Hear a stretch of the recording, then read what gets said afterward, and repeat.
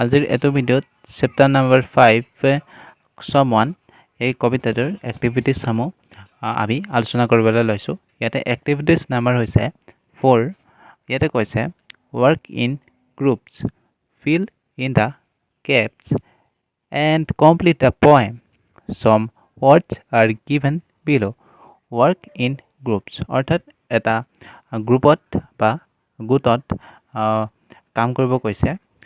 Fill in the caps and complete the poem. আৰু তলত এটা কবিতা দিয়া হৈছে। এই কবিতাটোত খালী ঠাই দিয়া হৈছে।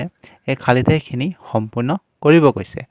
আৰু ওপৰতে এটা বক্সত শব্দ কিছুমান দিয়া হৈছে। সেই শব্দখিনি খালী ঠাইত উপযুক্ত শব্দটো বহাব কৈছে। অৰ্থাৎ খালী ঠাইত বহাই সম্পূৰ্ণ কৰিব কৈছে।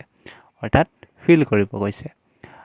ইয়াতে কৈছে খালী ঠাই দিছে লিটল ফিংগাৰ্ছ, অৰ্থাৎ ইয়াতে 10 বহিব। ইয়াতে 10 লিটল ফিংগাৰ্ছ অৰ্থাৎ 10টা আমাৰ আঙুলি।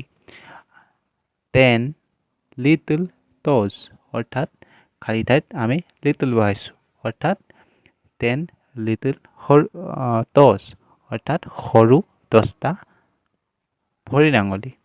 অৰ্থাৎ সৰু 10টা আঙুলি আৰু সৰু 10টা ভৰিৰ আঙুলি বুজাইছে।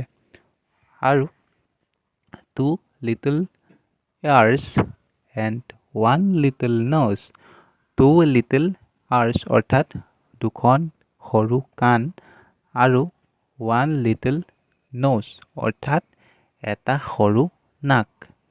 আৰু ইয়াতে কৈছে 2 little eyes that shine so bright অৰ্থাৎ দুটা সৰু চকু য'ত সেইকেইটা বহুত উজ্জ্বল। এণ্ড 1 লিটল মাউথ আৰু এখন সৰু মুখ টু কিছ মাদাৰ গুড নাইট ৰাতি মাকে চুমা খায়। অৰ্থাৎ এইটোৱে বুজাইছে। অৰ্থাৎ কবিতাটোৰ ভাঙনিটো এনেধৰণৰ। আমি খালী ঠাইখিনি ইয়াতে দিয়া হৈছে। খালী ঠাইখিনি ইয়াতে সম্পূৰ্ণ উপযুক্ত ৱৰ্ডখিনি ওপৰৰ পৰা আনি ইয়াতে ফিল কৰা হৈছে, বহুওৱা হৈছে। এই শব্দখিনি আনি আমি ইয়াতে উপযুক্ত শব্দখিনি ইয়াতে বহুওৱা হৈছে। তোমালোকে ইয়াৰ পৰা বস্তুটো ইয়াতে দেখিব পাইছা। ইয়াৰ পৰাই তোমালোকে এনেধৰণে লিখিব পাৰিবা। আজিলৈ ভিডিঅ'টো ইমানেই।